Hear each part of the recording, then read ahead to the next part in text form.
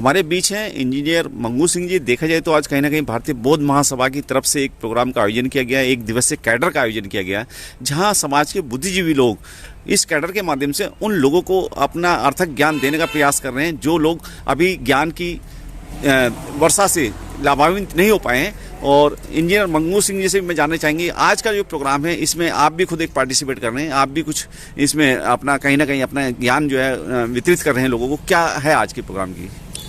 बहुत बहुत धन्यवाद आपका। आज 12 दिसंबर सन 2021 भारतीय बौद्ध महासभा की जिला शाखा गाजियाबाद द्वारा एक दिवसीय फाउंडेशन बुद्धिज्म पर एक दिवसीय फाउंडेशन कोर्स का आयोजन किया गया है, जिसमें पति पत्नी परिवार से पति पत्नियों को सम्मिलित किया गया है। 25 परिवार 50 आदमियों का लेके जब तब तक 60 लोगों के आने का आह्वान हो चुका है। ये इसलिए है कि हमारे घरों में जो टकराव की स्थिति पति पत्नी में बन जाती है, तो पति पत्नी अगर बैठ कर के धम्म को जानेंगे, धम्म को सीखेंगे, धम्म को सुनेंगे, तो धम्म का भाव जगेगा। और जैसे जैसे धम्म का भाव जगेगा, हमारे घरों में जो आपस में टकराव की स्थिति मिनिमाइज हो जाएगी और फिर वही चीज़ हम अपने बच्चों को ट्रांसफ़र कर पाएंगे और एक नई पौध हमारी जनरेशन की, आने वाली जनरेशन की, आने वाले युग के लिए तैयार हो जाएगी। यही भारतीय बौद्ध महासभा का एक सार्थक प्रयास है कि ये धम्म जो है हमारे परिवारों के माध्यम से, हमारे वरिष्ठ लोगों के माध्यम से, हमारे बच्चों के माध्यम से जन जन तक पहुंचे। इसी को लेकर के आज ये एक दिवसीय फाउंडेशन कोर्स बुद्धिज्म पे आयोजित किया गया है। ग्लोबल कॉलेज ऑफ लॉ जो ये कुशलिया गांव में स्थित है, हमारे BS सत्यार्थी जी उसके संस्थापक हैं। उन्हें धम्म का बहुत बड़ा ज्ञान है। आज उन्हीं के माध्यम से, वही इसके मुख्य प्रवक्ता हैं आज के इस धम्म को ज्ञान देने के लिए। और ये कार्यक्रम 10 बजे से आरंभ हुआ है और ये शाम को 4:30 बजे तक चलेगा। 2 फेज में है।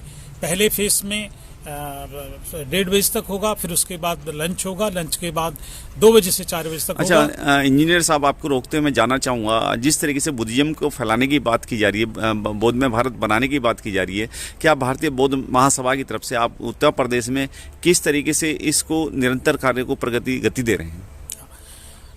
भारतीय बौद्ध महासभा एक लंबे वर्षों से 37 वर्षों से इस कार्य में संलग्न है। और उसने बहुत प्रयास किया है कि ये जन जन तक पहुंचाया जाए। अभी धीरे धीरे कर करके एक नई जनरेशन पैदा हो रही है, तैयार हो रही है, जिसको हम बुद्धिज्म पे ये कोर्स करा रहे हैं। जब तक हमारा ट्रेनिंग प्रोग्राम नहीं होंगे तब तक बुद्धिज्म को वास्तविक रूप में नहीं जाना सकता। लोग किताब पढ़ रहे हैं, किताब के माध्यम से भगवान बुद्ध को जान रहे हैं, बाबा साहेब को जान रहे हैं, लेकिन जब तक उसको अच्छे से व्याख्या नहीं की जाएगी, जब तक वो नहीं समझ आता। तो अब हमने ये कोशिश की है, भारतीय बौद्ध महासभा ने कोशिश की है कि हम जगह जगह ट्रेनिंग सेंटर लगाएं, जगह जगह इस कार्यक्रम को करें, एक दिवसीय कार्यक्रम करें, जिससे कार्य का हर्जाना भी ना हो और लोगों में धम्म का भाव जगे, धम्म फैले। यही मनोभाव लेकर के बाबा साहेब के सपने को प्रबुद्ध भारत, बौद्ध में भारत, हमारा हर बच्चा शिक्षित हो। शिक्षा का मतलब है कामयाब हो और उसमें धम्म का भाव जगे, कुरीतियों से दूर जाए, अंधविश्वास से दूर जाए, वो एक अच्छा व्यक्तित्व विकसित हो सके, ताकि एक प्रबुद्ध भारत का एक सशक्त भारत का निर्माण हम कर सकें। यही क्रम है। देखिए, जिस तरीके से आप एक पढ़े लिखे एक बुद्धिज्म को जानने वाले व्यक्ति हैं और इस तरीके से इस देश के अंदर लाखों लोग काम कर रहे हैं, लेकिन कहीं ना कहीं जो पाखंडवाद, ब्राह्मणवाद या मनुवाद, वो जो है कहीं ना कहीं बुद्धवाद पे हावी होता जा रहा है। तो इस दिशा में एक चिंतन, एक शोध का विषय है ये भी।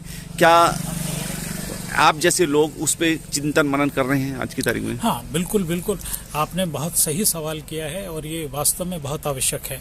हो ये रहा है कि जिन लोगों का कार्य चल रहा है, इससे जिन लोगों के घर चल रहे हैं, जिन लोगों की रोजी रोटी चल रही है, वो लोग अपने इसमें अंधविश्वास को फैलाने में माहिर हो रहे हैं। क्योंकि जनसंख्या ज़्यादा हो या ना हो, लेकिन सब लोग उनको सपोर्ट कर रहे हैं, इसलिए वो धनवान होने के साथ साथ अपने परिवारों को ऊंचा उठाते चले आ रहे हैं आर्थिक स्थिति से। और ये जो बहुजन समाज है, ये जो पूरा समाज है, ये अंधविश्वास में खोकर अपने को लुटाई जा रहा है। कभी आपने देखा होगा जो कांवड़ लाने वाले बच्चे हैं, कहते हैं कि जिन बच्चों के कंधे पे बस्ते होने चाहिए, स्कूल के बैग होने चाहिए, वो बच्चे जो कांवड़ ला रहे हैं। जिनकी घंटी बजने पे स्कूल में होना चाहिए, वो सुबह घंटा बजाते हैं। तो क्या घंटे से फायदा होने वाला है या स्कूल की घंटी से फायदा? निश्चित तौर पे स्कूल की घंटी जब बजेगी तो शिक्षा मिलेगी और वहां वो घंटी बजेगी तो आपकी लुटाई होगी। मिलने वाला कुछ है नहीं। क्योंकि आप देख लीजिएगा, एक एक जानवर को देखिए आप, मिट्टी का, पत्थर का, कोई भी चूहा हो, खरगोश हो, बना कर रख दीजिएगा और कुत्ते को, बिल्ली को छोड़ दीजिएगा, वो सूंघ के लकड़ जाएगा। मतलब जानवर तो जानता है कि ये इसमें कुछ नहीं है, लेकिन मानव नहीं जानता। क्यों? कि केवल दो ही कारण है, एक तो उसके अंदर डर है, डर के कारण वो कर रहा है, या लालच के कारण कर रहा है। ये तीसरा कारण नहीं है। ये तीसरा कारण अगर हम माने तो वो है अज्ञानता। इस अज्ञानता को हमें दूर करना है। अज्ञानता दूर होगी तो डर निकलेगा, डर निकलेगा तो कहीं ना कहीं जागरूक होंगे, जागरूक हो तो धर्म का भाव जगेगा और प्रबुद्ध भारत, सशक्त भारत बन जाएगा। यही हमारा सबको संदेश है। हम चाहते हैं कि अधिक से अधिक लोग जुड़े, अधिक से एकदम। इसमें किसी जाति, किसी धर्म, किसी के लिए नहीं है। इसमें जो धर्म को सीखेगा वो पावरफुल एनर्जाइज हो जाएगा, जागरूक हो जाएगा, अपने जीवन को अच्छा बना लेगा। यही मानव का क्रम है। कहते हैं कि जितनी वनस्पति हैं, जितने वृक्ष हैं, वो सब मैक्सिमम तक बढ़ते हैं सिवाय मानव के। एक मानव ऐसा है जो अपने मैक्सिमम तक नहीं पहुंच पाता बिना प्रयास के। और जब क्या वृक्ष देख लीजिए, कोई भी चीज देख लीजिए, वो अपने मैक्सिमम तक अपने आप जाती है। प्रकृति का नियम है। केवल मानव अपनी सोच के कारण अपने शिखर तक नहीं पहुंच पाता। यही दुर्भाग्य है। इस अंधविश्वास में जिनों के घर चल रहे हैं, जिनके कारण उनकी रोजी रोटी चल रही है, वो क्यों चाहेंगे कि लोगों में जागरूकता फैले, धर्म का भाव जगे? तो इसलिए कहीं ना कहीं हमारी युवा पीढ़ी सशक्त हो रही है, समझ रही है, जागरूक हो रही है। और मेरा उन सभी पेरेंट्स से, उन सभी माँ बाप से, उन सभी गार्जियन से निवेदन है, मैं हाथ जोड़ के निवेदन कर रहा हूँ कि वो अपने बच्चों को थोड़ा सा धर्म में सीखने दें, पहले समझने दें, खुद भी सीखें, ताकि वो अपने बच्चों के दिमाग से ये अंधविश्वास हटा सकें। इसी के साथ मैं अपनी वाणी को बहुत बहुत धन्यवाद, बहुत बहुत साधुवाद। नमो बुद्धाय, जय भीम।